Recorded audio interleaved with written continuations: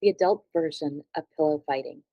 Hi, I'm Alex Caroline Roboy, and I'm a sex therapist and marriage counselor who's been in the field since 1993. And I'm the founder of the Center for Growth as well as sex therapy in Philadelphia. Today, I get to talk about adult pillow fighting. How fun is that? If you ask most people, when was the last time that you engaged in a pillow fight? Most people are going to tell you when their kids were little or when they themselves were little. It's normal. But I have to tell you, I don't really understand. Why is it that all adults seem to forget how to play? Pillow fights are so much fun. It's like one of my favorite childhood memories. But why does it need to be a memory? If you fall in this category, don't worry, I got you. Okay, before we begin, there are some basic rules to adult pillow fighting. First, don't forget you're an adult now. You're strong. It's not like you were when you were little. So when you go to hit somebody, make sure you're hitting them gently and you're trying to hit them on a major body part like their chest, their legs. Don't hit them on their head or in their face. They're going to complain. Okay, maybe a few people won't. They might be all right with it. But the average older person, they're going to be a little bit more on the frail side. 20-year-olds could probably hack it, but people in their 50s, I don't know. Know your audience. Remember, the goal is to play.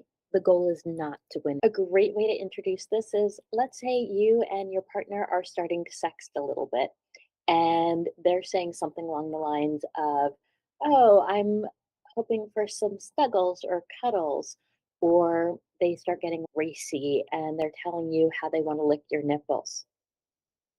All you need to do is text back and be like, "Pillow fight."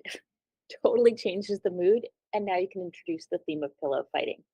Or if you're actually in the bedroom and they're starting to do something sexual with you, again, you can break the mood and hand them a pillow, take a pillow yourself, and just be like, "Pillow fight," and just give them a good bonk. They might be a little startled at first, but all you have to do is do it in a really playful manner. Again, we're really going after play.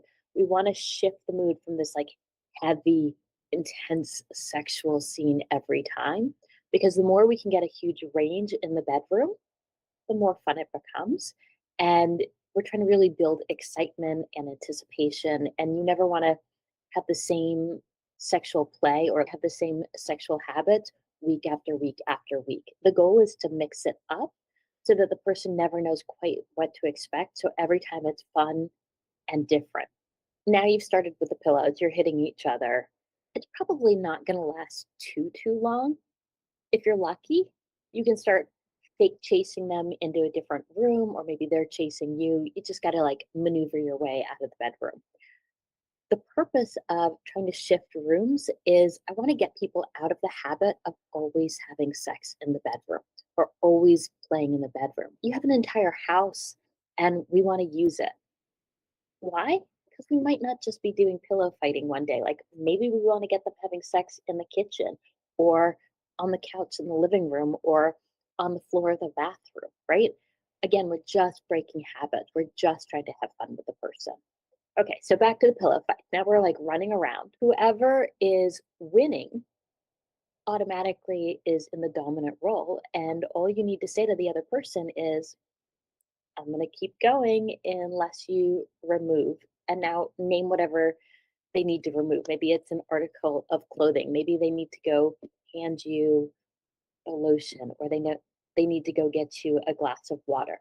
Again, we're just introducing power dynamics. One person's in charge, the other person's going to be a little bit subservient. And again, whoever is physically stronger is going to automatically take this role.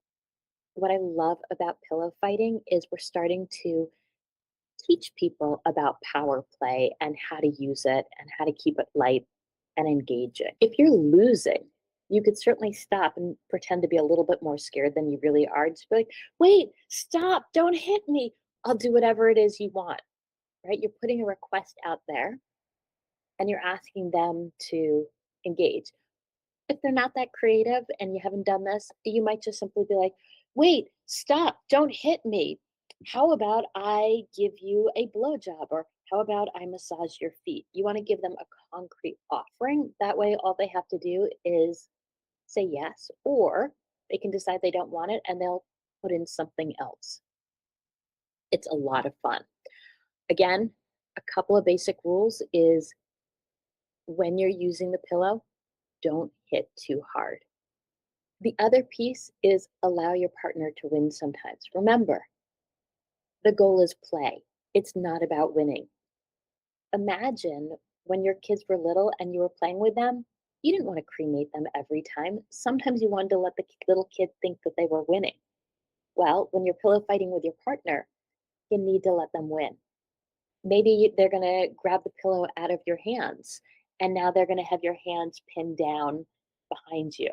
Well, that could lead to really hot sex. Anyway, you have a lot of ways to go from here. My point is simply get playful in the bedroom. It's a lot of fun.